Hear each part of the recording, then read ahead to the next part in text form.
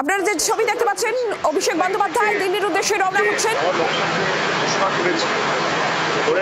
সেটাকে অনুমোদন করেছেন। আমরা এই অন্তত এই পর্বে ভবিষ্যতে যখনই সুযোগ পাবো যে কোনো ইন্টারভেনশনের ক্ষেত্রে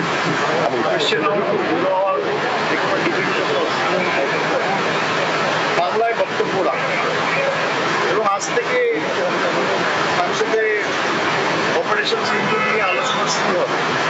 আমাদের দলের তরফ থেকে সার্বজনীন বক্তব্য রাখবে, বাংলায় বক্তব্য রাখবে এবং সারা ভারতবর্ষ জুড়ে বাংলা নয়, বিভিন্ন রাজ্য বিশেষ করে বিজেপি শাসিত যে রাজ্যগুলো রয়েছে, রাজস্থান, ওদিকে উত্তরপ্রদেশ, উড়িষ্যা, মহারাষ্ট্র, গুজরাট, হরিয়ানা, এই সমস্ত রাজ্যগুলোতে যেখানে বিজেপির সরকার ডবল ইঞ্জিন সরকার ক্ষমতায় রয়েছে, বাঙালিদের উপর যে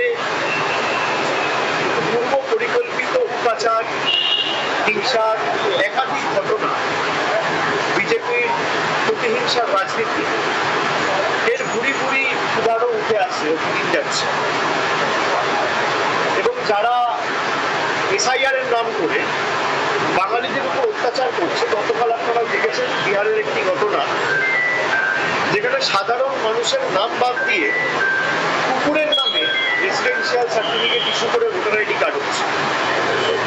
মানে মানুষের ভোটাধিকার ছিনিয়ে নিয়ে কুকুরের নামে রেসিডেন্সিয়াল সার্টিফিকেট ইস্যু করা হয়েছে এবং সে কার্ডে লেখা রয়েছে তার নাম হচ্ছে, তার পিতার নাম কি, কুত্তাবাবু।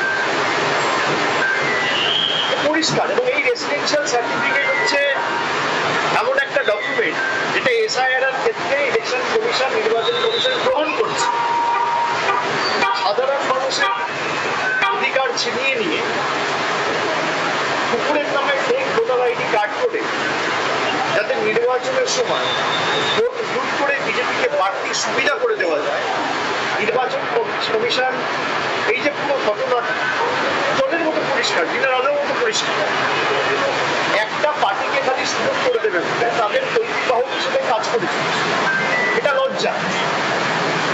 এবং বিগত দিনগুলোতে আমরা দেখেছি 2021-এ কুচবিহারে শীতলকুচিতে যখন ইলেকশন কমিশনের আন্ডারে স্টেটের ল অ্যান্ড অর্ডার, যখন কেন্দ্রীয় বাহিনীর একজন নিরীহ একজনকে নবীন মানুষ ভোট দিতে এসছে, তার হাতে কিছু নেই, একটা লাঠি পর্যন্ত ছিল, তাকে দিনের আলোয় গুলি করে মারল। কোভিডের দ্বিতীয় ওয়েভের সময় যখন এই মহামারীতে সমগ্র দেশ আক্রান্ত, তখন এক ফেজে ইলেকশন না করে 8 ফেজে ইলেকশন। 2024-এও এদের বৈমাতৃক আচরণ আমরা দেখেছি। এবং যত দিন গেছে বিজেপির কত চাটুকারিতা, কৃতদাসত্ব এরা করে চলেছে। আমরা প্রতিবাদ করেছি, আমরা সংসদের ভিতরেও করেছি, আমরা বাইরেও। এবং নির্বাচন যখনই হোক আমরা প্রস্তুত। আমরা নির্বাচন শেষ করতে আমরা সারা বছর মানুষের পাশে থাকি, আমাদের কোনো অসুবিধা নেই যখনই হোক। কিন্তু এই যে বিজেপির নির্লজ্জ রাজনীতি, বাংলায় হেরেছে বলে বাংলার মানুষের টাকা বন্ধ, বাংলার মানুষের ভোটাধিকার ছিনিয়ে নেবো, বাঙালির উপর অত্যাচার, আক্রমণ, এটা তো বাংলার ইতিহাস সংস্কৃতি জানে না। বাংলার মানুষের, বাংলার বিপ্লবীদের স্বাধীনতা আন্দোলনের কি অবদান, যে মাটি 4টে নোবেল জয়ী দিয়েছে, মাদার টেরেসাকে আমি বললে 4টে হবে। আর ডোনাল্ড রসেরও বাংলার সাথে একটা যোগাযোগ ছিল, সে বাংলা বললে 5টা। তাছাড়া অমর্ত্য সেন রয়েছে, অভিজিৎ বাবু রয়েছে, রবীন্দ্রনাথ ঠাকুর রয়েছে। এরা রবীন্দ্রনাথ ঠাকুরকে বলে, সিপিএম বলতো বুর্জোয়া কবি। বিজেপির সর্বভারতীয় সভাপতি রবীন্দ্রনাথ ঠাকুরের জন্মস্থান জানে। স্বামী বিবেকানন্দকে এদের কেন্দ্রীয় মন্ত্রী সুকান্ত মজুমদার বলে বামপন্থী কোটা। এই বিদ্যাসাগরের মূর্তি ভাঙে বিজেপির নেতারা, অমিত শাহর নেতৃত্বে। যাদের নিগরানিতে, যাদের নজরদারিতে বাংলাদেশ থেকে মানুষ ঢুকছে, তাই তো তাদের, তাই তো বিএসএফ, তাই তো সিআরপিএফ, তাই তো হোম মিনিস্ট্রি, তাই তো অমিত শাহ। একটু ঘুমটা নামা আসতে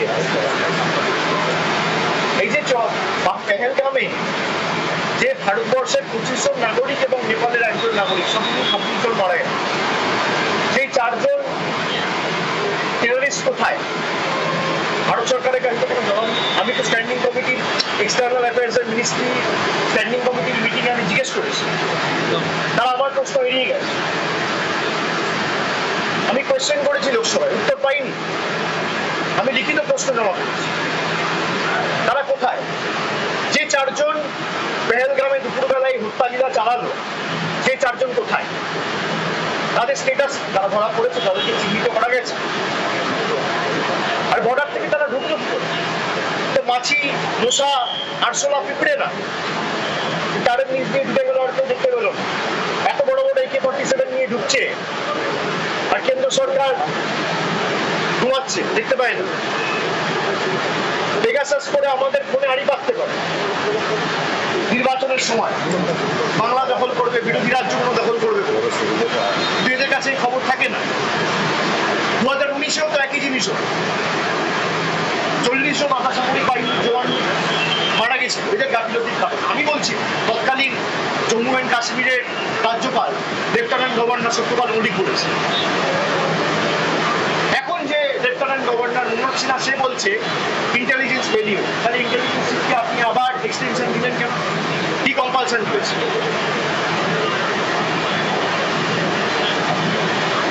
দ্বিতীয়বার সরকার হয়েছে প্রায় 1 বছর হয়ে গেছে। এতগুলো মানুষকে সুহাতে, কি সুহাতে? খালি বিভাজন, বৈষম্যের রাজনীতি ছাড়া এরা কি করেছে মানুষের জন্য? 1 বছরে বাংলার জন্য কি করেছে? সুকান্ত মজুমদার মন্ত্রী হয়েছে, কবার বাংলার জন্য কটা কথা বলেছে? তাকে যদি কেউ রাস্তায় ঘিরে গালাগালি দেয়, প্রতিবাদ করে, যে চিঠি লিখে স্পিকারকে জানায়, স্বরাষ্ট্রমন্ত্রীকে জানায়, প্রধানমন্ত্রীকে জানায়, বাংলার মানুষের টাকা বন্ধ প্রায় 5 বছর ধরে কবার জানিয়েছে, কটা চিঠি লিখেছে? বলছে বাংলায় রোহিঙ্গারা থাকে। কত রোহিঙ্গা আছে দেশে, বিশ্বে, এদের কাছে কোনো তথ্য রয়েছে? তো অশিক্ষিত, জানেন না। আর যারা বাংলার মানুষের উপর অত্যাচার করছে, তারা 2021-এ আর 2024-এ যা শিক্ষা পেয়েছিল, 2026-এর শিক্ষা আরো কঠিন হবে। বাংলার মানুষ আর যাই হোক মাথা নত করবে না, আমরা মাথা নত করবো না। আর গুজরাট, মধ্যপ্রদেশ, রাজস্থান, মহারাষ্ট্রে যে ঘটনা ঘটছে, আমরা বাংলায় ঘটাতে পারি, কিন্তু এটা আমাদের শিক্ষা নয়। বাংলায় অনেক অবাঙালিরা থাকে, আমরা মনে করি তাদেরও একই অধিকার রয়েছে মাটির উপর। আমরা কেন বিভাজনের রাজনীতি? বিভাজনের রাজনীতি যদি করতে হতো তাহলে তো একদম কুচবিহার থেকে শুরু করে জঙ্গলমহলের যেখানে বিজেপি ভালো ফল করেছে, তৃণমূল আশানুরূপ প্রত্যাশিত ফল 21-এ করতে পারেনি, আমরা সব প্রকল্পের কাজ বন্ধ করে দিতাম। আমরা সব জায়গায় যেখানে তৃণমূলের পক্ষে মানুষ ভোট দিয়েছে সেখানেও কাজ করেছি, যেখানে বিপক্ষে ভোট দিয়েছে সেখানেও কাজ করেছি। এটাই তো রাজ্যের সরকারের বা কেন্দ্রের সরকারের রীতিনীতি হওয়া উচিত। এটা দুর্ভাগ্যজনক, এবং আমরা সরব হব। এবং আগামী দিনে বিজেপি যদি ভাবে যে বাংলার মানুষকে পেটে পেটে অপমানিত করে বাংলার মানুষকে শিক্ষা দেবো, আরো কঠোর শিক্ষার জন্য আপনারা নিজেরা তৈরি। बार बार बीजेपी कह रही है कि ये जो एनआरसी को लेकर जहाँ किसी को इलीगल भावे किसी को नहीं दिया जा रहा, जो है बाहर से आए हुए हैं वो लोग बैठ रहे हैं और बंगाल को दखल कर रहे हैं बाहर के आदमी, क्योंकि बांग्लादेशी है। मैं आपकी बात मानता हूँ, अगर बाहर से कोई आदमी आया है, वो आपका घर से तो पूछ के मेरा घर नहीं आया होगा, वो बांग्लादेश का बॉर्डर होते हुए इंडिया में आया हो, तो बॉर्डर का जिम्मेदार कौन है? BSF है। किसके अधीन है? गृह मंत्रालय के अधीन है। तो पहले अमित शाह डिजाइन करे, BSF के चीफ डिजाइन करे, IB के चीफ डिजाइन करे, फिर ये सवाल होता है। भाई आप जो कह रहे हो तो सेल्फ कॉन्ट्राडिक्टरी है। आप कह रहे हो बांग्लादेशी घुस गया, घुसाया तो आपने ही है। भाई ये तो ऐसा बात नहीं है कि बंगाल से बिहार चले गए या बंगाल से झारखंड चले गए, यहाँ तो बॉर्डर्स है, तो आए कैसे? और मान लो बंगाल छोड़ दो आप, पहलगाम में जो घटना हुआ, वहां पे पुलिस सेंटर के अंडर है, आपका बीएसएफ सेंटर के अंडर है, ठीक है। जम्मू एंड कश्मीर का स्टेटहुड अभी तक लौटा नहीं है, तो पुलिस भी केंद्र के पास है और बीएसएफ भी केंद्र के पास है। तो क्या कर लिया, 4 जो आतंकवादी पाकिस्तान होते हुए पहलगाम में आया, पहलगाम तो पाकिस्तान से सटा हुआ 5 किलोमीटर के अंदर नहीं है, तो बॉर्डर से 100 किलोमीटर दूर है, कैसे आया और कैसे वापस गए बड़े बड़े बंदूकों के साथ। तो पहले गृह मंत्री इस्तीफा दे, बीएसएफ की जो डीजी है वो इस्तीफा दे, इंटेलिजेंस ब्यूरो की जो चीफ है वो इस्तीफा दे, फिर ये सवाल उठाए। उनको शर्म आनी चाहिए। ये बंगाल की बात नहीं है, हर जगह हो रहा है। जम्मू एंड कश्मीर कहाँ है और बंगाल कहाँ है, देखो पाकिस्तान से आतंकवादी गुजरे और मार के वापस जा रहे हैं। हमें पता नहीं है कि वो कहाँ है, वो किस जगह पे, किस कोने में, किस कहाँ पे, जमीन में या आसमान में छुपे हुए हैं या हवा में मिल गए, किसी को पता नहीं। और 3 महीने से ज्यादा हो गया। तो ये किसका व्यर्थता है, किसका फेलियर है? सेंट्रल गवर्नमेंट का है। तो पहले आप इस्तीफा दो, फिर ये सवाल की उंगली उठाओ, ठीक है। Thank you. বাংলার আওয়াজ, বাঙালির আবেগ, জি 24 ঘন্টা।